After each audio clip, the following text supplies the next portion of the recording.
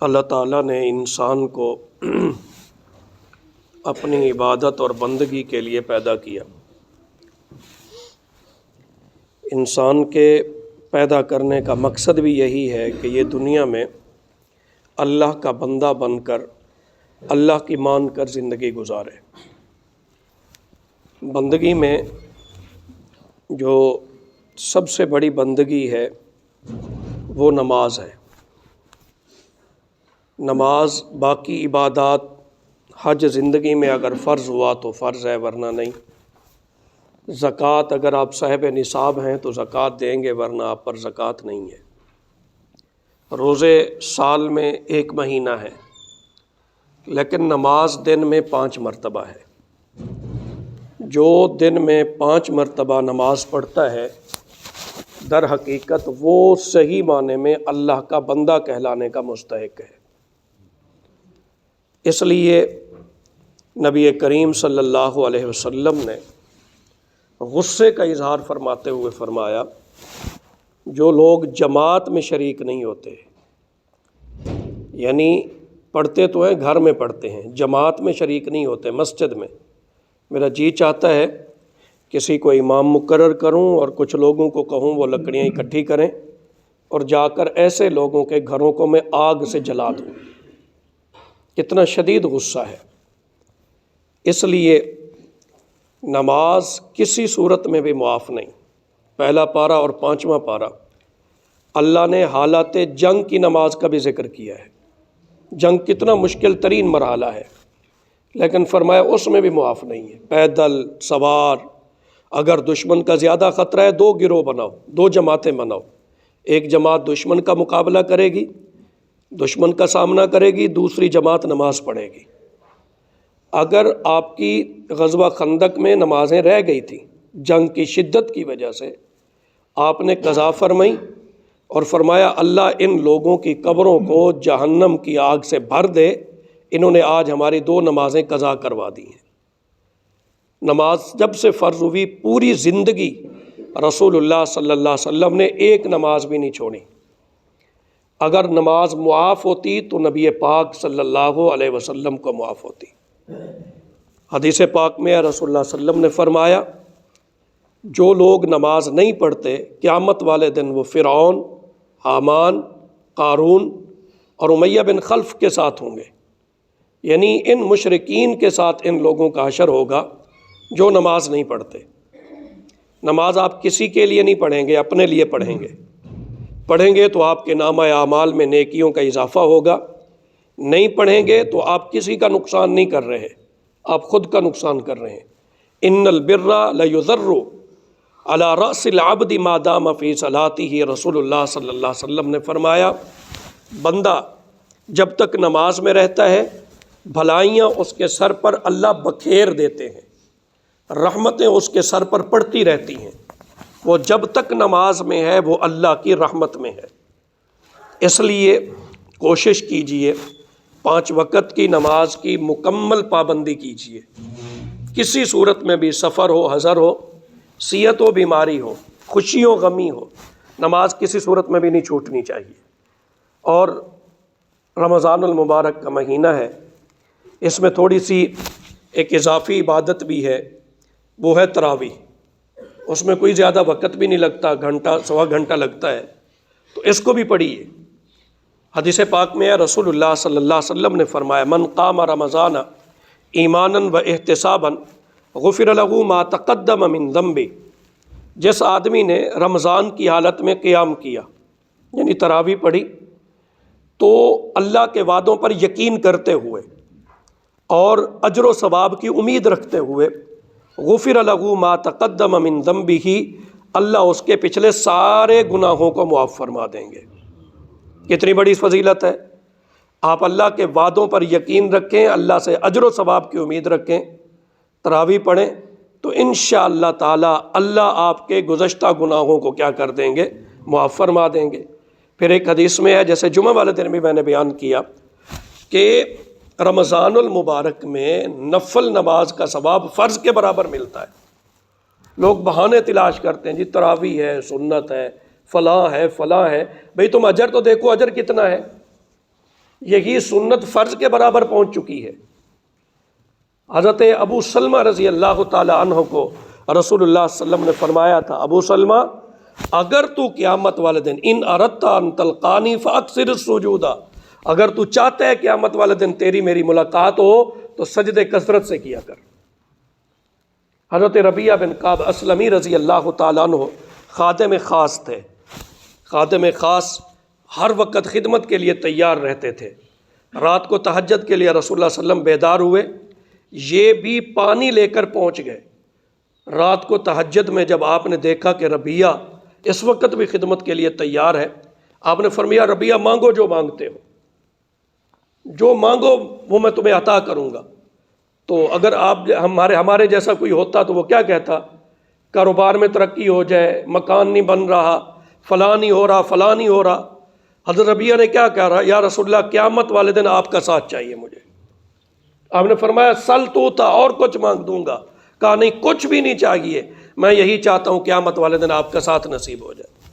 آپ نے ان کو کیا فرمایا؟ خادم خاص ہیں، بڑے جلیل القدر صحابی ہیں، آپ خوشی کے عالم میں دینا چاہتے ہیں، اور انہوں نے جب مانگا تو آپ نے فرمایا اگر تمہیں میرا ساتھ چاہیے تو پھر سجدے کثرت سے کرو، قیامت والے دن تمہیں میرا پڑوس نصیب ہوگا۔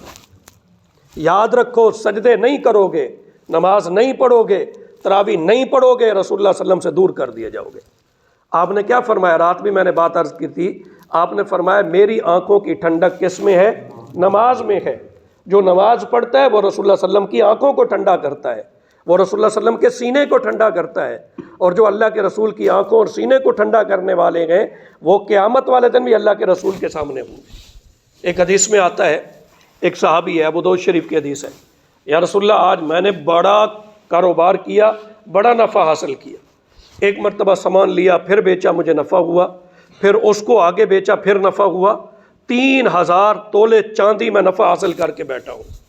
آپ نے فرمایا میں تمہیں اس سے بھی بڑا نفع بتاؤں؟ کہا جی یا رسول اللہ بتاؤ۔ آپ نے فرمایا فرض نماز کے بعد 2 رکعت نماز نفل، جتنا بڑا تیرا دنیا کا فائدہ ہے تو فرض نماز کے بعد 2 رکعت نماز نفل پڑھے گا، اللہ تعالیٰ دنیا کی ہر چیز سے بھی زیادہ تجھے قیامت والے دن نفع عطا فرمائیں گے۔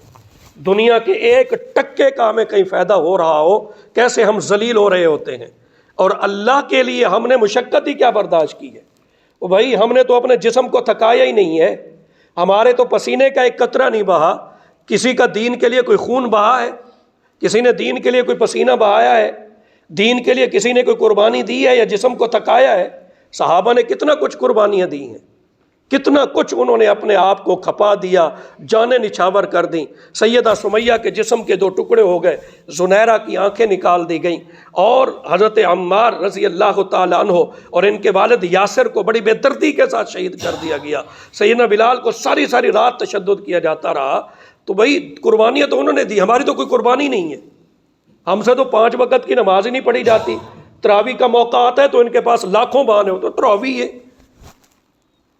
حدیث پاک میں رسول اللہ صلی اللہ علیہ وسلم نے فرمایا قیامت کے دن جب بندہ حاضر ہوگا، اول حساب قیامت والے دن کس کا ہوگا؟ نماز کا ہوگا۔ نماز پوری ہوگی تو انسان کامیاب، نماز نہ مکمل ہوئی تو انسان ناکام۔ پھر حدیث پاک میں رسول اللہ صلی اللہ علیہ وسلم نے فرمایا اگر فرائض میں کوئی کوتاہی رہ گئی تو اللہ فرمائیں گے انظروا لعبدی حل من تطوع، دیکھو میرے بندے کے پاس کچھ نوافل بھی ہیں، یا جن سنتوں کو نفلوں کو معمولی سمجھ کے چھوڑ دیتے ہیں۔ اگر کہا جائے گا جی نفلیں ہیں، اللہ فرمائیں گے فرائض کو پورا، نفلوں کے ذریعے فرائض کو پورا کر کے، اس کے فرائض کو پورا کر کے اس کو کامیاب لوگوں میں شامل کر دو۔ اگر نفل نہ ہوئے اور فرائض میں کمی پائی گئی تو پکڑے جائیں گے، یاد رکھیے یہ فرائض کو پورا کرنے کے لیے ہیں۔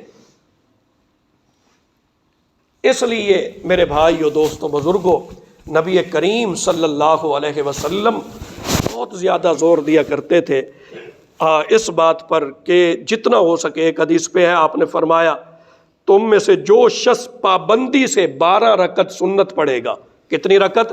12 رکعت سنت پڑھے گا، اللہ تعالیٰ اس کا گھر جنت میں تعمیر فرما دیتے ہیں۔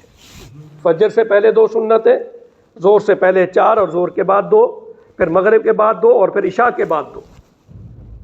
خود رسول اللہ صلی اللہ علیہ وسلم کی ان پر پابندی سے فرمایا ظہر سے پہلے کی جو 4 سنتیں پڑھتا ہے وہ ایسا ہی ہے گویا کہ اس نے تہجد کی نماز پڑھی.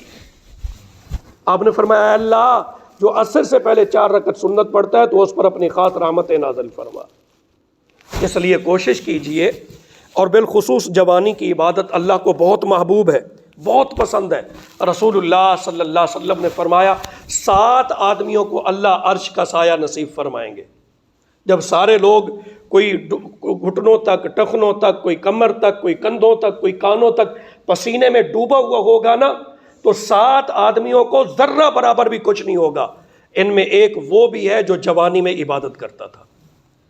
جوان کی عبادت اللہ کو بڑی محبوب ہے، اس لیے کہ خواہشات اور دیگر چیزیں بڑی منہ زور ہوتی ہیں. اس عمر میں جو عبادت کرتا ہے وہ اب بڑھاپے میں آ کر نہ انسان کا آزاد ساتھ دے رہے ہوتے ہیں، نہ وہ ہمت اور طاقت ہوتی ہے، تو اس میں تو چل جاتا ہے نظام. اس لیے میں خاص طور پر اپنے نوجوان بھائیوں کو کہہ رہا ہوں، خدا را اپنے پر رحم کریں، جہنم کی آگ کا ایندھن نہ بنے. وقودها الناس والحجارہ، اللہ قرآن میں فرماتا ہے جہنم کی آگ بھی تمہارے سے جلاؤں گا میں، جیسے لکڑیوں سے جلتی ہے نا آگ. ابن جوزی رحمۃ اللہ علیہ کہتے ہیں ایک مرتبہ میں جا رہا تھا، بچے اخروٹ کھیل رہے تھے، بانٹے کھیل رہے تھے، ایک بچہ ساتھ کھڑا رو رہا تھا. میں نے کہا تیرے پاس اخروٹ نہیں ہے تو تجھے بھی لے دوں، تو بھی کھیل. کہنے لگا نہیں میں اس لیے نہیں رو رہا، میں تو اس لیے رو رہا ہوں اللہ قرآن میں کہتا ہے کہ جہنم کی آگ انسانوں سے جلائی جائے گی. اور میں نے دیکھا ہے کہ میری اماں جب چولہے میں آگ جلاتی ہے تو آگ جلانے کے لیے پہلے چھوٹی لکڑیاں ڈالتی ہے، جب ان کو آگ لگتی ہے تو پھر بڑی لکڑیوں کو ڈالا جاتا ہے. میں تو اس لیے رو رہا ہوں کہ جہنم کی آگ جلانے کے لیے اللہ پہلے ہم چھوٹے بچوں کو نہ داخل کر دیں. سچی بات یہ ہے آپ اپنے گھر میں اسی کو آنے دیتے ہیں جو جس سے آپ محبت کرتے ہیں. مہمانوں کی کتنی قسمیں؟ 3 قسمیں. کسی نے آپ کو کسی نے کہا میں آ رہا ہوں تو بعض کو تو آپ کہتے ہیں جی ویلکم، تشریف لائیے، آپ کا اپنا گھر ہے. بعض آتے ہیں دروازہ کھٹکھٹاتے ہیں، آپ دروازے سے باہر ہی ان کو فارغ کر دیتے ہیں. اور بعض آپ کو کال کرتے ہیں ملنا چاہتے ہیں، جی آپ وہیں ٹھہرے میں آ رہا ہوں. جو پیارا ہوتا ہے اس کو اپنے گھر میں بلاتے ہیں، جس کا تھوڑا سا درجہ ہوتا ہے اس کو باہر نمٹا دیتے ہیں، اور جو بالکل ہی پسند نہیں ہوتا تو اتھیرے میں آ رہے ہیں. تو اب ذرا دیکھیے کیا ہم اللہ کے محبوب ہیں؟ اگر اللہ اپنے گھر میں نہیں آنے دے رہا تو یاد رکھیں اللہ آپ سے ناراض ہے. بس اس لیے رمضان المبارک کا مہینہ ہے، اس میں تھوڑی سی بہتری لانے کی کوشش کریں. کم از کم یہ کوشش کریں کہ آج کے بعد کچھ مرضی ہو جائے انشاءاللہ 5 وقت نماز کی ضرور پابندی کریں گے. اور تراویح کی جو نماز ہے اس کو بھی پڑھیں، کم از کم 40 سجدے ہیں. سجدہ اللہ کو بہت محبوب ہے، بہت محبوب ہے. رسول اللہ صلی اللہ علیہ وسلم نے فرمایا کہ سب سے زیادہ بندہ قریب اللہ کے ہاں اس وقت ہوتا ہے جب سجدے کی حالت میں ہوتا ہے. اس لیے تھوڑی سی پابندی کریں، مسجدوں کو آباد کریں. اللہ کے گھروں کو ویران کریں گے تمہارے محلے ویران ہو جائیں گے، تمہارے گھر ویران ہو جائیں گے، تمہارے علاقے ویران ہو جائیں گے، برکتیں رحمتیں ختم ہو جائیں گی. اللہ ہمیں سمجھنے کی توفیق عطا فرمائے.